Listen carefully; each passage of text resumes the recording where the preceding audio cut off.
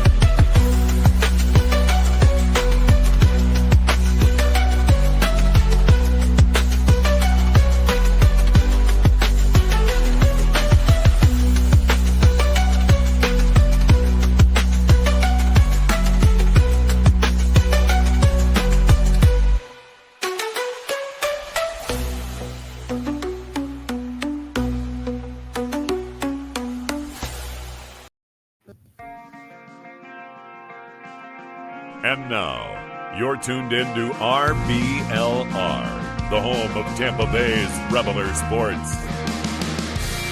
Welcome in to RBLR Bucs, your blazing hot source for all things Tampa Bay football.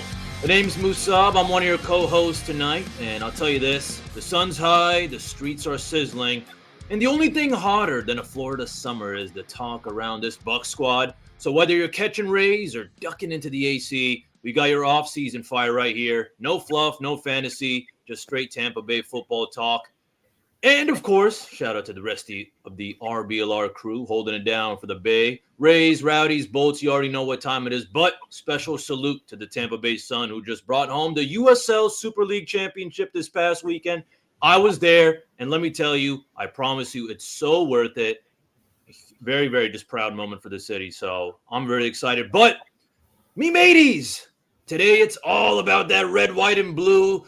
And I mean that because the NFL logo, because we're running it back with a little spicy talk all around the league reflection. So toss your hottest takes in the comments. We be reading them all. No cowards, only bold Buccaneers. So pour yourself something cold, kick back and relax. Drop that anchor with us. This pod's about to run hotter than the asphalt on Dale Mabry. This week, we're bringing in the heat with the new tandem in the trenches.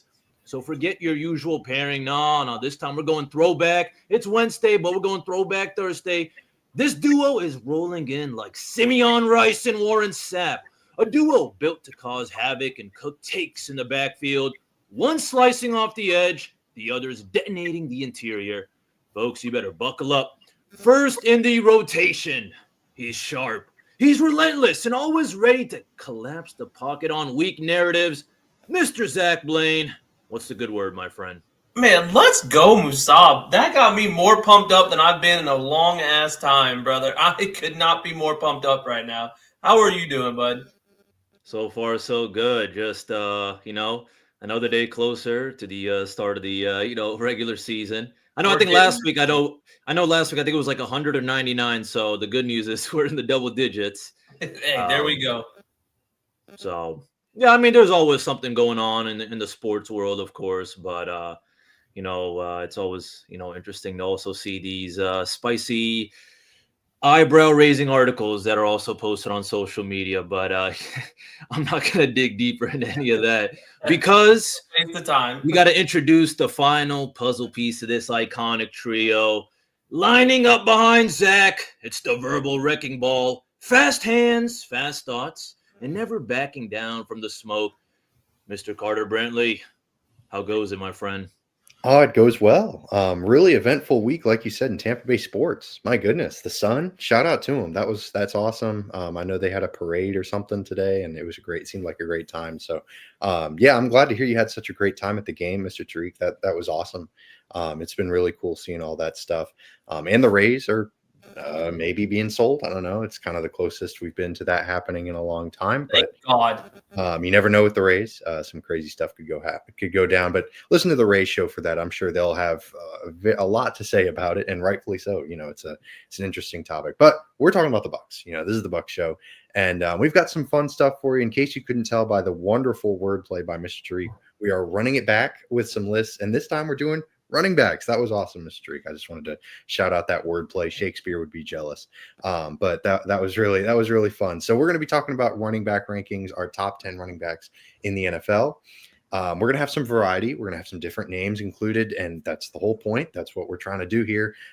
So we'll start off just getting our list out. We'll go turn by turn and sort of justify each spot. And then the second half of the episode, we're going to be talking about how we came to those conclusions, if we used any data or any, kind of feelings, vibes, because it all kind of goes into the mix. And we'll be talking about how difficult it is to rank these running backs, because running backs can be dependent on the situation. So we'll get into a lot of different topics centered around running backs towards the second half of the episode. But we'll kick things off. Mr. Tariq, you kicked off the episode in such an electrifying manner. I kind of want to hear your list first. So who are your top 10 running backs for us?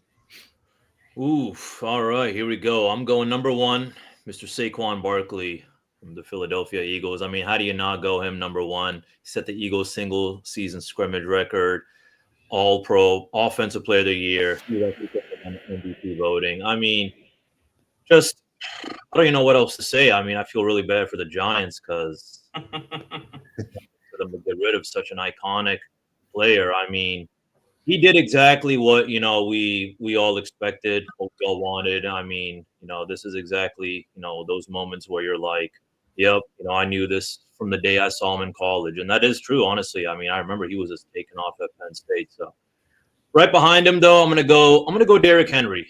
I got him right behind there. I feel like he is the, I guess, iconic, running back. I mean, he's just an absolute big dog. I mean, you don't think about, when you think about running backs, you think about a little bit more of on the shorter side, stocky, I'm saying. But I mean, he's stocky as hell, but he's also pretty tall. He's 6'2", 6'3". So 6'3", yeah. So second in the NFL with rushing yards, and 16 rushing yard touchdowns. He actually even got 2 receiving touchdowns, but. I mean, those two are just, they're kind of like neck and neck. I just got to give it to Saquon just because of his kind of, the other extra accolades. But this is where it gets a little bit interesting. Or not really, but I'm going to go Bijan Robinson from the Falcons just because I have to say just I want to say improvement or just how much we saw from him this year compared to his rookie season. I mean, all that hype talk, it finally kind of showed up on the field. Absolute baller. He had over 1,400 rushing yards. He even was also a threat on the reception side as well. 61 receptions for 430 yards. So just beast. I'm gonna go number 4. I keep forgetting how to pronounce it. Jameer Gibbs. Mm-hmm. Yes, sir. So again, I mean, they got so many threats with the Lions, but of course, he was a huge factor in the run game. Of course.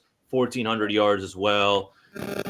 And just, he actually tied the NFL rushing touchdown, I think, for this year. Now, correct me if I'm wrong, because, he racked up, and he also set up a Lions record with 20 total touchdowns. But very cool. I do want to say I'm only going to go number 5 because I kind of want to, see where y'all's 5 are at and where my 5 are at, because I don't want to just keep jabbering. But the last one is because I want to hand it off to y'all. Because I'm going Bucky Irving at number 5. Okay. Sure, it's debatable. We could put we could put a couple guys up there. But let me tell you something. What I like about Bucky Irving, of course, he's a Buccaneer, and who doesn't love Bucky? But unlike every single one of these guys on my list, Bucky stole the show. Bucky stole the show. It wasn't his show at first. It was the Bucky and Rachaad White show. But halfway through the season, it was all about Bucky. Sorry, Rachaad White, but I mean, he stole the show. He took off, and I mean, he basically just showed, he is he's a 3-down threat. And, he surprised me because I remember I was a little bit on him. I was like, okay, he's a little bit smaller, but he's shifty. I still remember I was like, oh, we should have got someone like Braylon Allen. But I take back everything I said. God bless America and God bless Bucky Irving. Wow, what a bold proclamation from Musab Tariq. I love it. And I do love going 5-5-5-5-5. Yeah, that's a great idea. So I'll pass the floor, or pass the baton, if you will, to Mr. Blaine for his top 5. Yeah, so mine, it's all the same guys, but I've got it flip-flopped a little bit. I went Derrick Henry 1, 93.5 rushing grade on PFF, led the league with PFF rushing grade last season, had the most missed tackles and second in runs of 10 yards or more. Granted, Lamar plays a big role in that, but I think that he was exactly what Baltimore needed to kind of unlock all of their offense. It made the passing game more exciting because people were kind of honing in on Henry. So I think he played a big role, and obviously I've got Saquon second. Those two are interchangeable. I think you could put them 1-1, like they're 1A and 1B in my opinion. Those two are the only ones on this list that I think are kind of far apart from everyone else. So I got Saquon at 2, most runs of 10 plus yards, a PFF rushing grade of 82.7, which I thought was low, so I could be off on that, but he seemed more effective than that. You saw what happened. He is a big reason why the Eagles are Super Bowl champions and a big reason why they are going to be a threat next year or this upcoming season as well. And then I flipped 3 and 4 from what you had, Musab. I have Gibbs as 2, finished top 5 in missed tackles, top 5 in runs of 10 plus or more. Kind of dangerous anytime he gets the ball. And this is while splitting time. Like he's kind of a 1A, 1B, whereas most of the guys on my list are the lead back. So that's why he would be higher if he wasn't a split back, in my opinion. He would be up there challenging those two for first and second. I got Bijan at 2. He had a 92, or a Bijan at 4, pardon me. 92.1 PFF rushing grade last season. That's second in the league. And touching on what Musab said, he had an 82.2 receiving grade, which is, I believe he was one of the top. He wasn't number 1. That's my number 5 guy, but he was up there in top 5 for receiving grades as a running back, which is impressive. And it's hard for me to put him at 4 because he's a Falcon. So there's a chance he could be higher, but playing on the Falcons, he is the best player on that team. At least offensively, I would go as far as to say on the entire team, but he's a stud. And then number 5, you're spot on. I got Bucky Irving there. 90.0 rushing grade, 90.2 receiving grade. That's the second highest in the position. And I think that he is a massive reason that our running game took a step forward last season. And again, he wasn't the primary guy for the first half of the season. So to see him kind of grow, and I think that if he has another season like last season, but as the full-time starter, full-time number 1 guy, we could see him jump up to 3 by next offseason. Yes. I like that. Was fantastic. Yeah, 100%.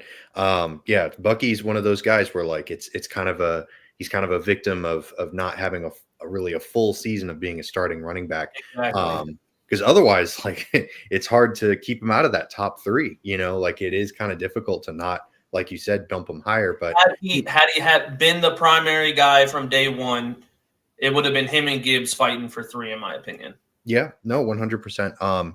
Yeah, that was fantastic. That was really, really well done. And I'm glad someone put Derrick Henry first, because it's, I'm trying to get variety. And there's a very real argument for him to be Yeah. better than Saquon Barkley. It is not like, oh, what do you do? Like, it's very much like, oh, okay, cool. That's why I said those two, like, you could interchange them. Oh, yeah. I think it's clear that those two are the two guys in the league. 100%. But after that, like, I feel like those two can be interchanged. And after that, that's why I loved doing running backs, because it's just kind of whatever you're feeling. Like, it could bottom 10 or the bottom 8 of that 10 could be anyone that you see. Like, you're like, this guy's going to do this. And it was fun making this list for sure. Yeah, I mean, it's just so difficult to predict from year to year which running back is going to have a great season, because age is such a huge factor with the running back position. I think even bigger than a lot of other positions. The mileage that they, that they have on their tires, so to speak, as well as situation. And we'll get into all that in the second half. But I'll get into my list too. So my first, I went Saquon first. I totally understand Derrick Henry being first in a lot of lists, because Derrick Henry was also that good.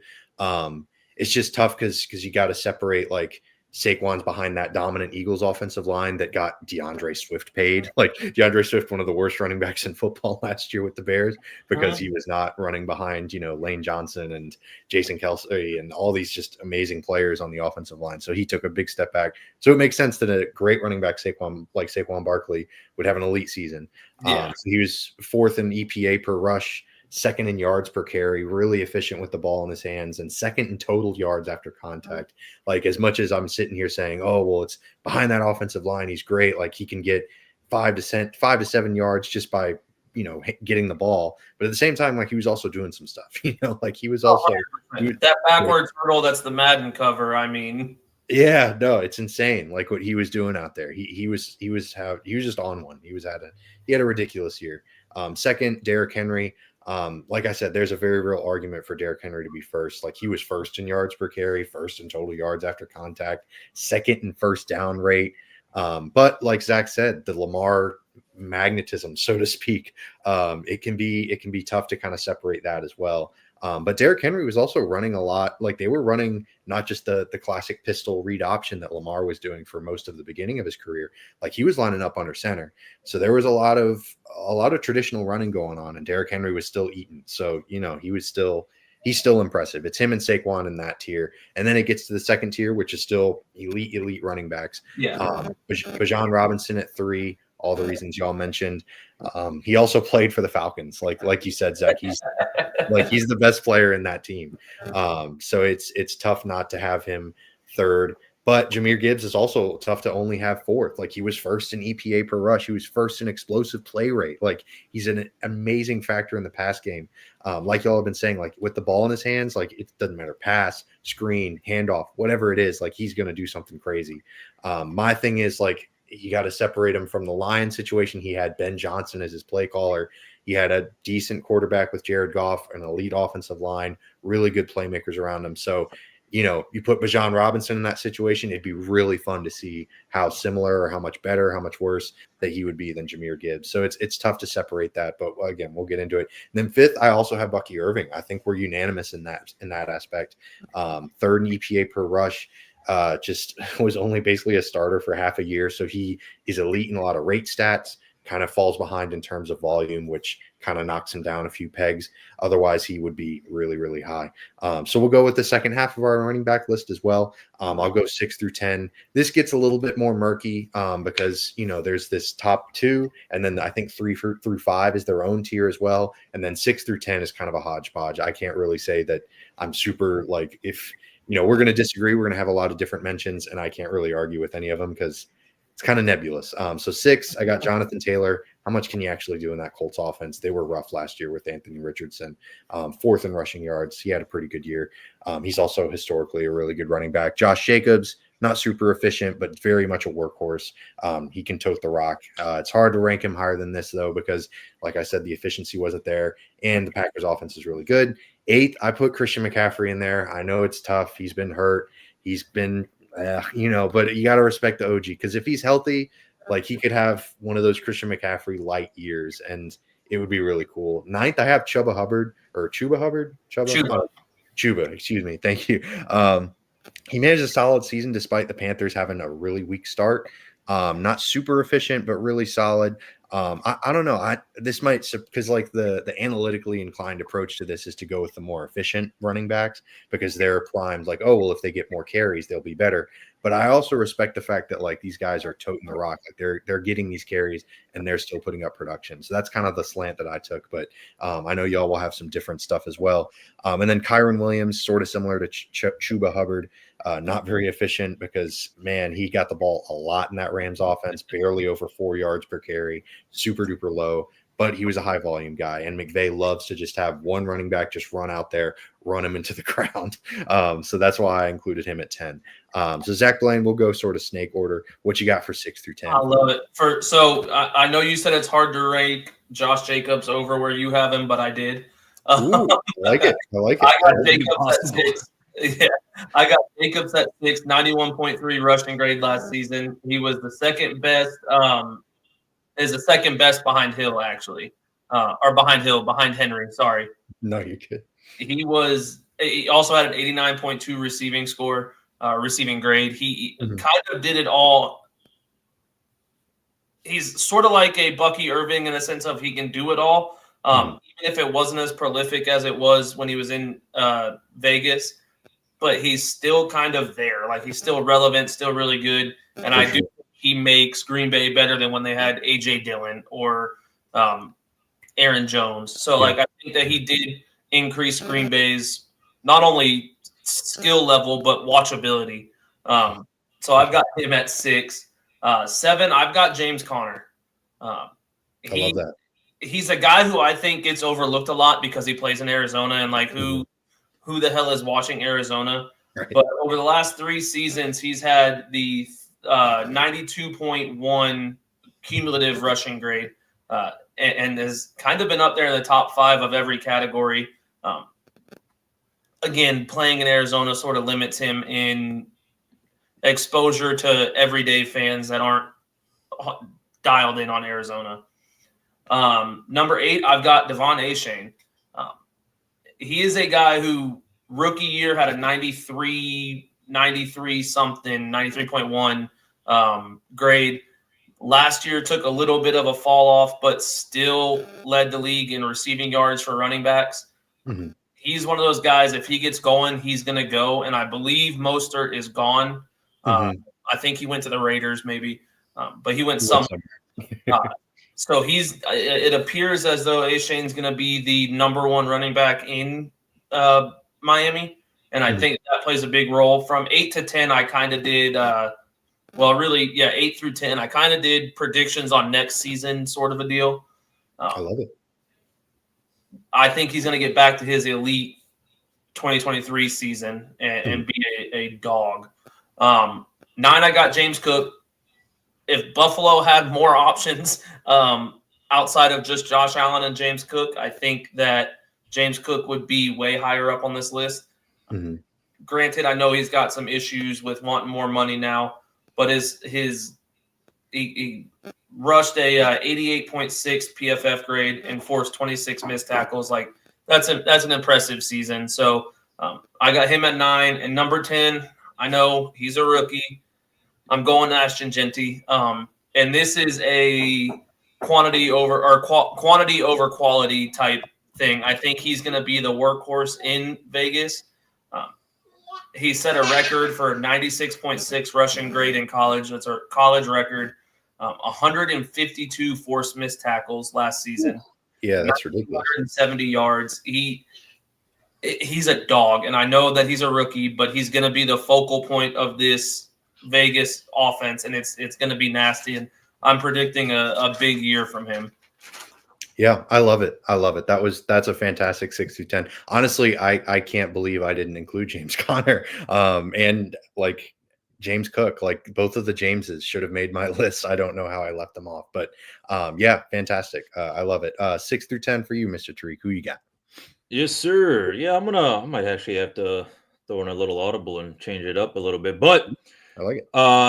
After hearing what y'all got to say, but no, number 6, I'm going Jonathan Taylor. I mean, it's just, poor guy, was on the Colts, but I mean, he was still an absolute dog. racked up 1,400 rushing yards. Yards per carry was like 4.7. So, I mean, he still had an absolute stellar career. And I feel like, he was probably the only person, you would have your eye on, on the Right. Colts. At least I did. So I'm going Josh Jacobs right behind him, though. I think 6 and 7 is kind of like a 1 and 2 situation for me. For sure.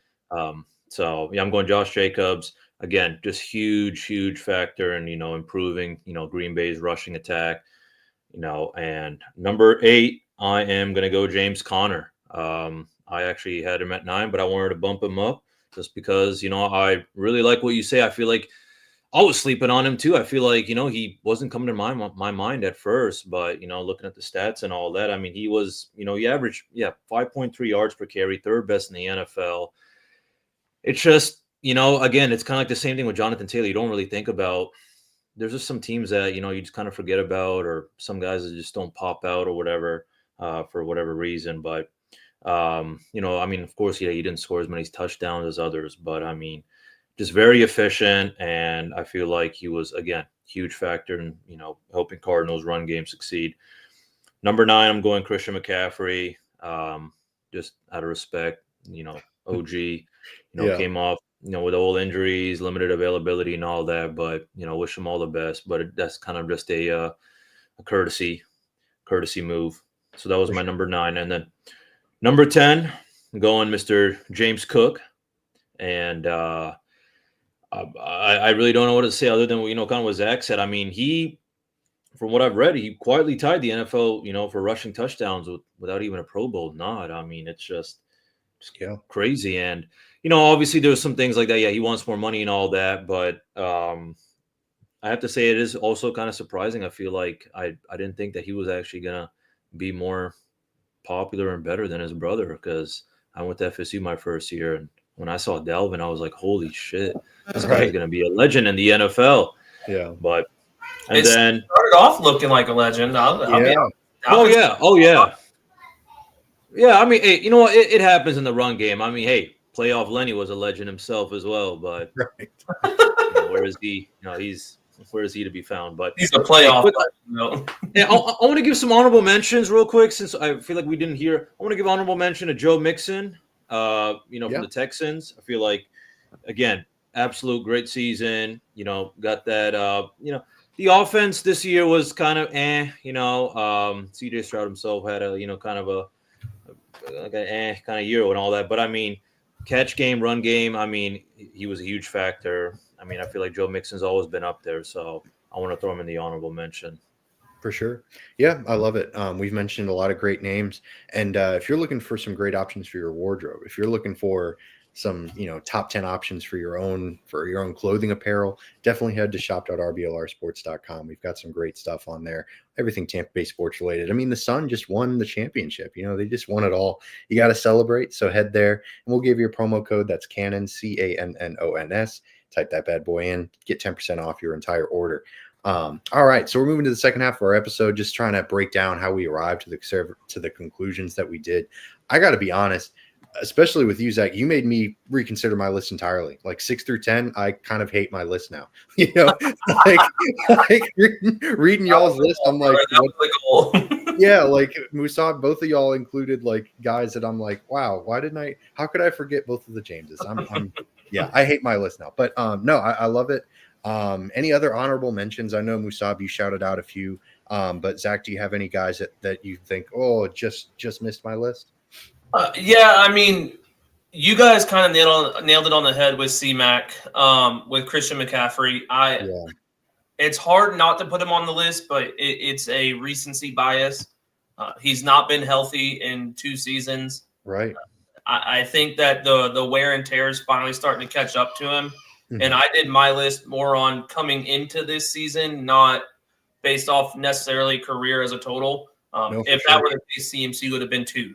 So it just was I feel like he deserves an honorable mention, but he played 3 games last year, I think. Yeah. I couldn't put him up there, but when he's healthy, he's a stud. Like, he's one of the best running backs in the league. It was just what version of him are we getting, and are we going to get a full season of it? And so he would have to be an honorable mention for me. Yeah, I mean, you nailed it right on the head. You got it completely right. Like he's not, running back, it's not the quarterback position where like if Christian McCaffrey can stay healthy, like the 49ers might win the Super Bowl. That's not the type of impact that he's going to have. Whereas, that would be different if he was playing the quarterback position. But yeah, so the wide variance in his results almost makes him worse, but at the same time for me makes him better. But I totally understand leaving him off the list because there's not enough certainty. Like you said, he's so injury prone. And I forgot James Conner and James Cook. So he would have absolutely been knocked off my list for James Conner or James Cook now that I'm looking back on it. So yeah, that's definitely a tough one. I really like Kenneth Walker. I know he has not been as productive as his draft status and sort of the hype coming into the pros has been. But he's also dealt with a lot of, turmoil, in Seattle. He's dealt with Russell Wilson having that weird thing. And then Geno Smith was really good, but that offensive line is really not. So it's just, he's kind of dealing with a tough situation. So that kind of brings me to my next question for y'all. With Mr. Tariq, I'll start with you, man. How hard is it to separate running backs from their teams to try to properly evaluate like how much of his performance, how much of his success is him, how much of it is, oh, well, he's on a pretty good offense, they schemed well, et cetera, et cetera. How difficult was that for you when making this list? I mean, I think it's definitely something to think about. I feel like, you want to think about the factors that can get in the way, offensive line, the play calling, what the coach wants to do. And then also, if you're 1A, 1B, but, the things that I, now thinking about it, compared to before is, you want to look at those, like, yards, yards after, yards per carry or yards after catch, those kind of stats, seeing, okay. But on top of that, I mean, just, looking at, the load as well as to how much, they're getting in their reps compared to others. So I think those are factors, for sure. But I mean, I have to say, I mean, there's still a couple of guys, I feel like, you throw them behind, any kind of offensive line, I still feel like they'll make a dent. But the top two, yeah. I was just gonna say probably most likely just the top two, if anything. But other than that, I mean, yeah, there's just a lot of factors, and I feel like at the end of the day, you can, really, put any of these guys, up and down. Probably say minus those first two. Really, I mean, I can't see anyone putting anyone before them, but yeah, that's really about it. Yeah, no, I'm with you. It's definitely tough for even Saquon and Derrick Henry. I think you saw it towards the end in their tenures with Tennessee and New York. They started to wane because those teams were really bad. Like, there's a reason both of them were top 3 picks this year in the draft. Like, they were not good teams. So as much as they could have an impact, like they could take an average or below average team to be a playoff team, like, there aren't very many positions in general, much less the running back position, that could have taken those Giants or Titans teams over the past couple of years and turned them into good teams. So it's tough. It's tough to separate the situation. So yeah, I'm with you. I'm in total agreement. Especially because if you've got, a crappy quarterback, like if you're running behind Will Levis or Danny Jones, like there's only so much you can do. They're going to load the box. They know what's coming. Defenses in the NFL are really good. They're really smart. Like, they're not going to, go out and run cover 4 and drop 8 guys back into coverage when you've got Saquon Barkley in the backfield. Like, that's just not happening. So it's tough. It can be really difficult. Like you said, to just evaluate all the factors and try to come to a consensus, because yeah, running backs is one of the most difficult positions to evaluate for me, just because, like I said, it's hard to separate. But Zach, you had a great list. I'd love to hear your thoughts on what separated the player from the situation. Yeah, I think it goes back to the kind of tiers that you said, like 1 through 2, 1 and 2, and then 3 through 5, and 6 through 10. 1 and 2, I think you put them on any team, they make that team better. For sure. 100%. So for me, in 1 through 2, it's easier to go, those are just great players. Like, I don't think it matters what system they're in. I think they're going to play really well. Granted, now, if you ask Derrick Henry to catch 60 passes a year, it's probably not great. But you get my point. Like, if they're asked to play running back in any offense, I think they do good. 3 through 5 is another scenario where I think most teams 25 out of the 32 teams, if you put them on, they make that team better. They play well. Those are also guys who split time a lot. Right. So it's like I kind of look into it and I go, well, they split time, so they probably would be more efficient or better, have bigger stats if they didn't split time. Bijan, not so much. That was just a product of him playing in Atlanta. But the other two split time, they probably would have had higher stats and been league leader type stats if they weren't splitting time. Sure. And then 6 through 10 are guys that I think you have to look into the team they play for. Like if you put James Conner in Tampa, I don't think he's going to put up stats like he puts up in Arizona. Right. And that's just because I think that they scheme around him or scheme for him and it works out well. And that kind of goes for the bottom 5 of my list is there's team situations and stuff that make it to where they're either playing good or they've dropped down because of the team that they're on. Right. And so that's kind of how I try and separate it. I don't necessarily think it's hard to separate, but for me, that's like the team you play on and everything depicts on my list where you're going to be ranked. Sure.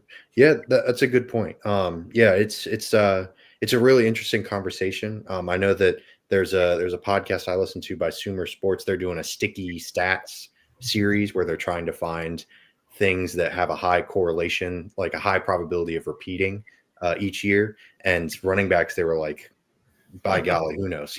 Like it was kind of like shrug your shoulders type of thing. So with that in mind, are there any guys that y'all can think of, maybe that weren't honorable mentions or maybe that weren't even really close to your top 10, that maybe could be a sleeper for this season? I know for me, a big one, I mean, these are mostly rookies that I'm talking about, but maybe if you have like a second year, third year guy, or maybe someone that's fallen out of favor that you think could have a resurgence or what have you. But for me, it's definitely Trevion Henderson, the rookie at Ohio State on the Patriots. I just think that, like, I like Ramondre Stevenson, but man, I really like Trevion Henderson. Like, I think he's going to be outstanding. And, they have kind of rebuilt that offensive line, or at least they've tried to in New England. They also have a new coach in Mike Vrabel, and you know how he was in Tennessee. And so I think that having two running backs like that, they could very easily both have pretty good years. Yeah. And I think Henderson could be a sneaky good, especially for fantasy. Like, I think he could be a sneaky factor in the backfield as a pass catcher, but I think he could even be like a more traditional running back too. So I'm pretty excited to see what he can do in New England. But Musab, how about you, man? Are there any sleepers, maybe guys that we're not mentioning at all that could maybe jump or sneak into the top 10 next season? I wish Cam Skatibo all the best because he's in a very depressing organization. Oh, yeah. I mean, he's an absolute dog. I mean, I saw what he did at Arizona State, so I feel like he can make a name for himself, but it's just going to end up, if anything, he's going to be one of those 6 to 10 kind of players because, that's all where you can put him unless, he becomes God and, helps the Giants, win the championship or something. Then I'll put him 1 or 2. But yeah, man. Yeah, Cam's tough, and like you said, it might take him becoming like a minor deity for the Giants to turn it around, especially to become a productive running back. Like they had Tyrone Tracy, who was kind of fun, but like more of a product of just the fact that like they didn't trust Tommy DeVito or Drew Lock or whoever the heck they had under center to throw the ball. So they were just kind of like, hey, go get him, kid. It's kind of tough. But I really like Cam Scatabo or Scatabo. Scatabo. Okay, thanks. Scatabo, okay. Scatabo. If he landed in a better situation, I'd be so much higher on him, and especially in terms of fantasy value. But it's going to be tough to see him go out there and do his thing in New York. But Zach, how about you, man? Are there any guys that we haven't mentioned yet? I mean, you mentioned 2 of my. I had 3 guys that I think could surprise us. Okay. 2 of them play for the Giants. It was either Tyrone Tracy or Cam Scatabo, whoever starts there, Right. or even split. I think they'll split time. If I'm being honest, both have potential to be really good. I'm not as low on the Giants as you guys are, and I know that's crazy because I hate the Giants, but I maybe not this season, but once Jackson Dart takes over, I hope it's this season because I don't think Russell Wilson's good anymore, like respectfully. So I think Jackson Dart changes a lot of things in New York, and Scattaboo and Tyrone Tracy can both kind of benefit from that. And I mean, you guys nailed it on the head with Scattaboo. He's just a stud. Like, he's a dog, in the most just evil way you can be. Like, he's just nasty. And then my other one is another Ohio State running back, Quinshon Judkins on the Browns, because Chubb is gone. Maybe Jerome Ford is still there, but like I think he's going to be RB1 in Cleveland, and he's just as good, if not better, than Henderson in my opinion. So I think those two, Henderson was a great shout, and Judkins is my number one pick to surprise people. I love it. Yeah, I mean, both Judkins and Henderson. Ohio State had such just an embarrassment of riches in so many ways. So nasty. Yeah, but especially in the running back room. You think about both of those guys, and theoretically, like, if you forced me to pick one, like I don't know who I would choose. Exactly. That's why you took Henderson. I was like, all right, this works out perfect, because for sure. It just gave me an easier out to go, I'm going to go Judkins. Right. Yeah, and I really love RJ Harvey for the Broncos. I think Sean Payton's going to do some really, really creative stuff with him. My only reason I didn't say RJ Harvey was because they brought in 2 running backs as well, free agents, if I'm not mistaken. J.K. Dobbins just went there, right? Yep. So they got J.K. Dobbins, who has not been awful. Like, if he could find a home and stay there, I think he could be a serviceable running back. Yeah. And they brought in somebody else. I don't remember who it was off the top of my head. But that's my only worry with RJ Harvey, is I don't think he's going to get RB1 carries. And that's, unfortunately, for a running back, if you're not getting RB1 carries, or at least splitting time, you're not going to be very effective. For sure. Yeah, no, totally agreed. It's definitely one of those. That's definitely maybe if you have like the last pick in the draft and you want a bench player, RJ Harvey might be like a flyer. Exactly, because he could pop off. Yeah, while I think the 2 Ohio State running backs could theoretically be like starting running backs in a lot of fantasy leagues. Agreed. Pretty quickly too. So yeah, I think that's going to do it for us. I hope y'all enjoyed this episode. We're going to be coming back with another position rankings, because these have been fun. I've been having a good time. I don't know about y'all, but this has been a good time. And we'll try to think. I think we'll probably either do, I don't know, cornerbacks, maybe pass rushers. I don't know. We'll decide, but we'll figure it out. But and also, obviously, if there are any Bucs news, we'll definitely keep y'all in the loop, keep y'all updated. But it's been kind of quiet on that front, so we've been trying to mix it up a little bit. But definitely like and subscribe if you want to keep yourself updated. Give us a follow at RBLR Bucs or at RBLR Sports. Thank you to my 2 wonderful co-hosts for making my job much easier. And we'll see y'all next week. But as always, go Bucs. Go Bucs.